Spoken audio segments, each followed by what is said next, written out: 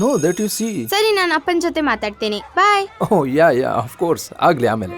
Hello, princess. Hey, here you go. Wow, ಪಪ್ಪ, ಈ ಸಲ ನಾವು ಹಾಲಿಡೇದಲ್ಲಿ ಟ್ರಿಪ್ಗೆ ಹೋಗೋಣವಾ? ನಾನು ಹೋಮ್ವರ್ಕ್ ಮುಗಿಸ್ಬಿಡ್ತೀನಿ. I promise. Okay, ಹೋಗೋಣ. ಎಕ್ಸಾಮ್ನಲ್ಲಿ ಟಾಪ್ ಬರ್ತೀಯಲ್ವಾ? ಪಪ್ಪ ಫಾರಿನ್ ವೆಕೇಶನ್ ಕರ್ಕೊಂಡು ಹೋಗ್ತಾನೆ. I promise. Foreign vacation? ಹಾಗಾದ್ರೆ ನಾನು ದಿನಾಲು ಬೆಳಿಗ್ಗೆ ಬೇಗ ಎದ್ದು ಓದ್ಕೋತೀನಿ. I promise. ಬೇಗ ಹೇಳೋದಕ್ಕೆ ಹೊಸ ವಾಚ್ ಕೊಡಿಸ್ತೀನಿ. Smart watch. ಪ್ರಾಮಿಸ್? ನಿಜವಾಗ್ಲೂ ಪ್ರಾಮಿಸ್. ಪಪ್ಪನ ಹತ್ರ ಏನ್ ಕೇಳಿದ್ರು ಸಿಗುತ್ತಾ ಇಲ್ವೋ? ಹಾ.